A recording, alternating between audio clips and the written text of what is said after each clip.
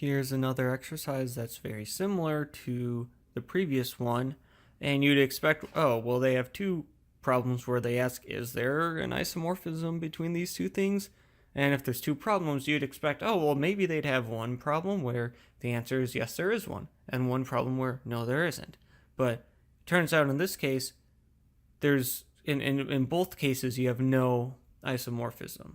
And so for the previous problem, the reason was that you can divide by 2 in the rationals.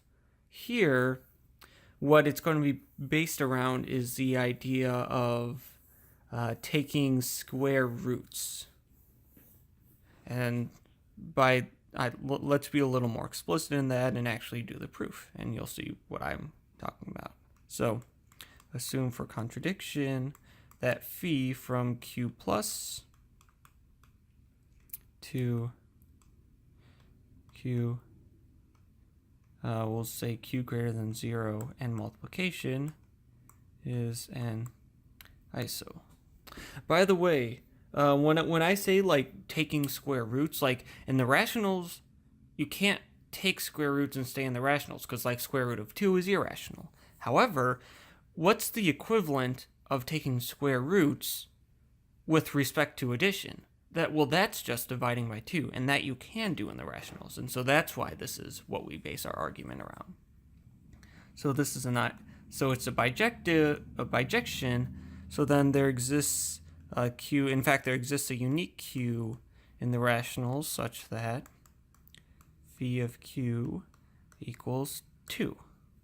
So then q over 2 is also in the rationals. So phi of q over 2 is in q greater than 0. Yeah. There we go. But 2 is equal to phi of q, and we can just write this as phi of q over 2 plus 2 over q2 over q over 2 plus q over 2. And then, of course, what is this? This is just phi q over 2 times phi q over 2, because multiplication is the operation with respect to the second thing here. And so what does this mean? This means that phi of q over 2 squared equals 2, or in other words, phi of q over 2 is equal to square root of 2, which is not a rational number. So phi of q over 2 is in here and it's not in here. So this is a contradiction.